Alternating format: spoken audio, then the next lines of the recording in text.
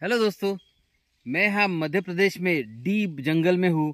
और ऐसा जंगल है कि जस्ट जंगल है और हमारा कॉटेज है।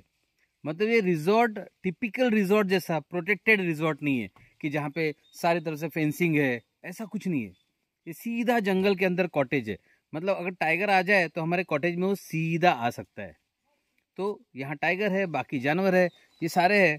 और यहाँ आपको शायद ध्यान में आ रहा होगा, मैं काफ़ी ऊपर लेवल पे हूँ। तो ये एक मचान है, जहाँ मचान पर मैंने मोबाइल को सेट किया एक पेड़ के साथ। मैं वो दिखाना चाहूँगा आपको, और इसका रीज़न बताना चाहूँगा कि ऐसे जगह हम क्यों जाते हैं, ऐसे जगह हीलिंग के लिए क्यों लेके जाना पड़ता है।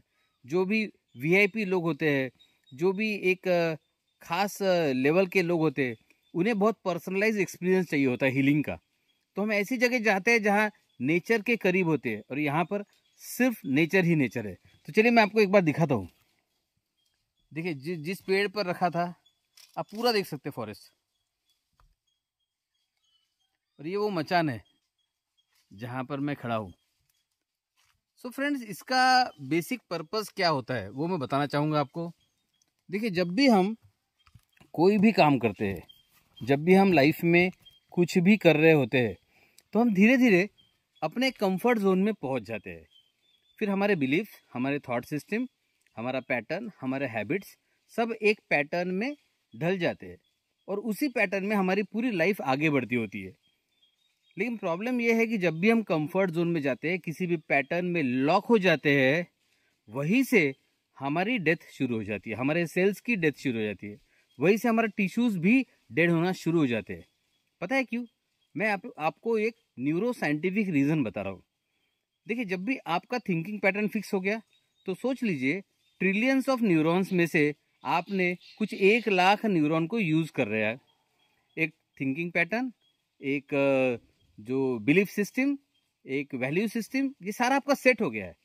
जब आप एक लेवल पर सेट हो गए, तो एक ही रास्ते से जा रहे हैं, और एक ही रास्ते को आप अगर पानी सींच रहे हैं, तो सोचिए उसी रास्ते में घास उगेगी, उसी रास्ते में सब अच्छा रहेगा। बट उसके बाद क्या? तो सेम अगर न्यूरॉन्स में आप बाकी पाथवेज यूज नहीं कर रहे, आप सिर्फ कंफर्ट जोन में है, तो आपके बाकी न्यूरॉन्स मरना शुरू हो जाते हैं, सिकुड़ना शुरू हो जाते हैं, एट्रोफी हो जाती है, उनकी डेथ हो जाती है। और जैसे न्यूरॉन सिकुड़ना शुरू होते हैं, उनकी डेथ होती है, वैसे वैसे वो न्यूरॉन जो जो पार्ट से रिलेटेड है, वो बीमार होने लगते हैं। जी हाँ, उनकी भी डेथ होने लगती है।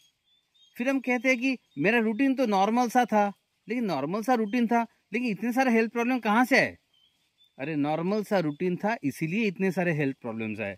अगर रूटीन वैरायटी से भरा होता, रूटीन में थ्रिल होता, एडवेंचर होता, रूटीन में पाथवेज को बार बार तोड़ा मरोड़ा जाता, जो न्यूरोकेमिस्ट्री है इसको बार बार चैलेंज किया जाता, और जो न्यूरॉन्स है इनको एक्टिवेट किया जाता, चैलेंज किया जाता, तो हेल्थ हमेशा के लिए अच्छी रहती।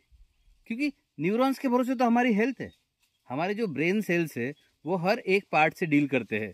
अब ये ब्रेन जो सेल्स का कनेक्शन होता है, सपोज हमारे किडनी से, हमारे हाथ से, हमारे पाँव से, हमारे पाँव के अंगूठे से, हर पार्ट से, हर सेल से हमारे न्यूरॉन्स जुड़े हुए हैं। अब आपको सोचना है कि कंफर्ट जोन में रहकर बाकी सारे न्यूरॉन्स को मरने के लिए छोड़ देना है, या बाकी सारे न्यूरॉन्स को एक्टिवेट करने के लिए हीलिंग में उतरना है। देखिए, आप गोलियां खाकर, अभी तो देख चुके होंगे ना, सिर्फ गोलियां खाकर तो हेल्थ किसी को मिली नहीं है। गोलियां खाकर रिपोर्ट्स कंट्रोल में हो सकते हैं, लेकिन अगर आपको लाइफ में एक हेल्थ का तूफान सा लाना है, आपको हेल्दी बनना है, यंग बनना है, यूथफुल रहना है, तो बहुत ज़रूरी है कि आपको आपके न्यूरोकेमिस्ट्री को चैलेंज करना है, आपके न्यूरॉन्स को चैलेंज करना है। और उसका एक ही तरीका है, आपके कंफर्ट जोन से बाहर आना बेहद ज़रूरी है। अब हम यहाँ पर एक परसों से यहाँ पर है, और जैसे इमेजिन कीजिए हम घने जंगल में हैं, सिर्फ कुछ लाइट से, रात की बात है, और अचानक से लाइट चली गई। अब कल जब लाइट चली गई, तो जंगल में और ये जगह में कोई डिफरेंस नहीं था। मतलब ये डीप जंगल था, यहाँ पर रूटीनली शेर आते हैं, चीते आते हैं, हरिन वगैरह तो आते ही है। अब यहाँ पर अभी भी यहाँ पे कुछ थोड़ी दूरी पर देखूँ तो थोड़े से जानवर है जो शायद इस कैमरा में कैप्चर नहीं होंगे। पंछी है, शायद आपको आवाज़ें भी आ रही होगी। तो सोचिए, इतना मतलब भयानक सा जंगल, भयानक सा अंधेरा, और हम वहाँ पर थे। फिर हमने आग जलानी पड़ी। एक बहुत ही डरावना सा थ्रिल था, लेकिन बहुत मज़ा भी आया। और पता है इसमें क्या हुआ, न्यूरॉन्स सारे हिल गए, शॉक मिला, छोटा सा शॉक थेरेपी एक्टिवेट हो गए।